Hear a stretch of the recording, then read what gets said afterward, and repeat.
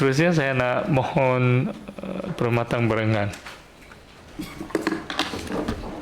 Terima kasih Datuk Seri Yang di-Pertua. Terima kasih atas peluang yang diberikan kepada Permatang Berangan untuk turut serta dalam sisi perbahasan bagi tahun ke-6 sidang wanita kali ini. Datuk Seri Yang di-Pertua, saya mengambil kesempatan ini untuk merujuk kepada jawapan yang diberikan oleh YB Esko Pembangunan Sosial sewaktu sisi jawapan berhubung isu kemiskinan di Dun Permatang Berangan. Saya mengucapkan terima kasih atas penjelasan yang diberikan. Namun, saya ingin menarik perhatian Dewan bahawa isu kemiskinan di kawasan ini masih kedua tertinggi di negeri Pulau Pinang. Berdasarkan data rasmi Jabatan Perangkaan Malaysia, sehingga penghujung tahun 2024, terdapat 519 ketua isi rumah yang masih dikategorikan sebagai miskin tegar di negeri ini.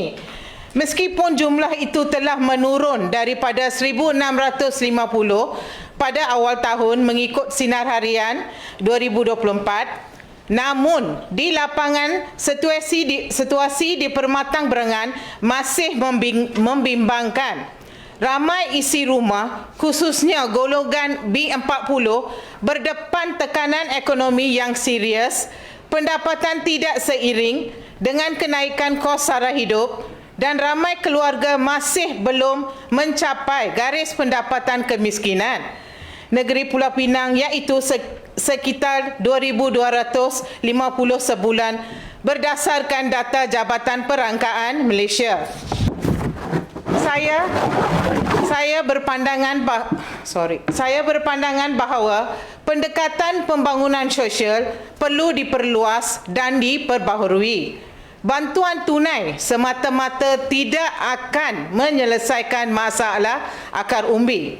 Apa yang diperlukan ialah pemerkasaan ekonomi komuniti melalui latihan kemahiran, peluang pekerjaan, tempatan serta bimbingan keusahawan yang mampan agar rakyat mampu berdikari dan keluar daripada kitaran kemiskinan.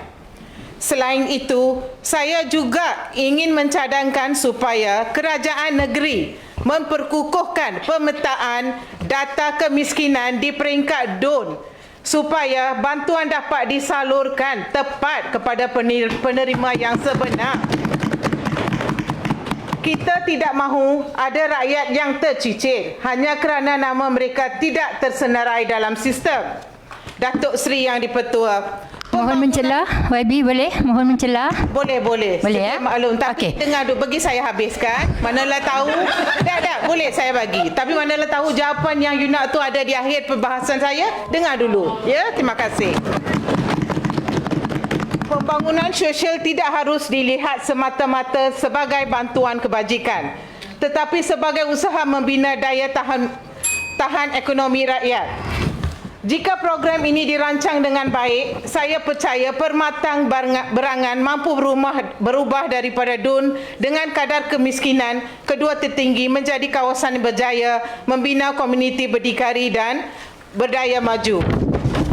Datuk Seri Yang di-Pertua, berdasarkan lampiran A yang dikemukakan bersama jawapan bertulis daripada pihak kerajaan Esko Pembangunan Sosial, Permatang Berangan merekodkan jumlah miskin dan miskin tegar tertinggi di seluruh Pulau Pinang iaitu 1,176 mengikut ketua isi rumah.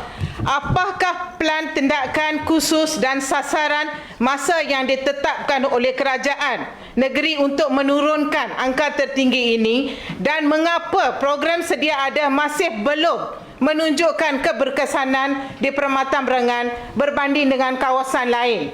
Dan apakah mekanisme pemantauan yang digunakan oleh kerajaan negeri untuk menilai keberkesanan program pembangunan sosial di DUN Permatang Berangan?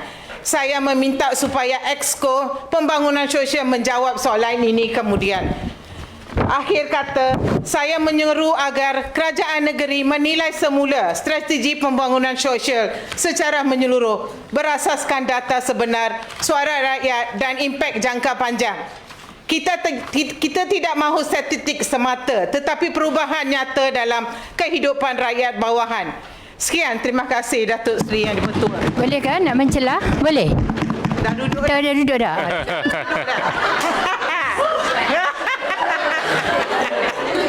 Sungai Puyuh. Sila Sungai Puyuh. Dah siap sedia. Terima kasih Datuk Seri Yang di-Pertua kerana memberi peluang kepada saya untuk turut serta dalam perbahasan di Dewan Yang Mulia ini. Datuk Seri Yang di-Pertua, demi kebajikan rakyat, Kerajaan Negeri Pulau Pinang sentiasa komitmen memastikan kesejahteraan kesihatan masyarakat. Salah satu inisiatif ialah penubuhan Pusat Dialisis KET Pulau Pinang yang telah beroperasi lebih 10 tahun sejak dirasmikan oleh mantan Ketua Menteri. Pusat ini terletak di Kompleks Pasar Awan Majlis Bandaraya Pulau Pinang, Balik Pulau dan dikendalikan oleh Datuk Dr. Chen Sepeng. Inisiatif ini berkonsepkan dengan izin Public and Private Partnership Framework di mana kos ditanggung kerajaan negeri dan sektor swasta. Melalui pendekatan ini, kerajaan negeri menanggung kira-kira 50% kos operasi sekaligus membolehkan rakyat berpendapatan rendah mendapat rawatan dialisis dengan kadar subsidi antara RM30 sehingga RM110 bagi setiap sesi. Berbanding, kos di swasta boleh mencecah RM200 sehingga RM250 bagi setiap sesi. Datuk Seri di-Pertua, kita maklum bahawa penyakit buah pinggang kronik ini kian semakin membimbangkan. Statistik menunjukkan lebih 50 rakyat Malaysia menghadapi penyakit buah pinggang peringkat akhir ESKD dan menjalani rawatan dialisis pada tahun 2023 dan dengan lebih 10,000 pesakit baru setiap tahun. Jumlah ini dijangka akan meningkat 2 kali ganda menjelang 2040. Maaf. Kos rawatan pula amat tinggi. Bagi pesakit yang tidak menerima bantuan kerajaan atau NGO, mereka perlu menanggung kos antara RM160 hingga 250 setiap sesi dengan keperluan 3 kali seminggu menjadikan kos bulanan melebihi RM2,400. Walaupun hospital kerajaan menawarkan kadar lebih rendah sekitar RM50 sehingga RM100, jumlah pesakit dan senarai menunggu yang panjang menjadi cabaran utama. Di kawasan Butterworth dan sekitar yang mempunyai kepadatan penduduk tinggi, terdapat 7 buah pusat dialisis aktif. Namun begitu, jumlah ini masih belum mencukupi untuk menampung peningkatan pesakit yang memerlukan rawatan tetap. Datuk Seri Yang di-Pertua, maka saya menyarankan agar kerajaan negeri memperluaskan penubuhan pusat dialisis KET Pulau Pinang di setiap daerah termasuk SPU, SPT, SPS dan Timur Laut. Khusus di kawasan Sungai Puyuh, saya mencadangkan agar satu pusat dialisis KET diwujudkan di bangunan baru rumah kedai 2 tingkat di Pekan Maklum yang mempunyai kemudahan tempat letak kenderaan yang luas serta akses mudah ke Lebuh Raya Utara Selatan dan Bor. Datuk Seri Speaker, selain itu, saya mencadangkan agar kerajaan negeri mempertimbangkan pemberian peruntukan kepada pusat dialisis swasta untuk menyediakan perkhidmatan pengangkutan khas seperti van dialisis serta aplikasi smart parking diperluaskan bagi memudahkan pesakit membuat tempahan awal tempat letak kenderaan. Kerajaan juga boleh berkolaborasi dengan KKM dan NGO bagi memperkukuhkan... Datuk Seri Yang di-Pertua minta celah. Silakan. Okay. Terima kasih YB. Soalan yang saya nak tanya, bolehkah kerajaan kemukakan data berapa jumlah pesakit buah pinggang di Penang, berapa jumlah slot di dialisis kerajaan dan berapa ramai yang berada dalam senarai menunggu? Tanpa data, bagaimana kerajaan boleh kata pusat dialisis sedia ada sudah mencukupi? Terima kasih. Saya mohon bantuan Esko Sungai Aceh.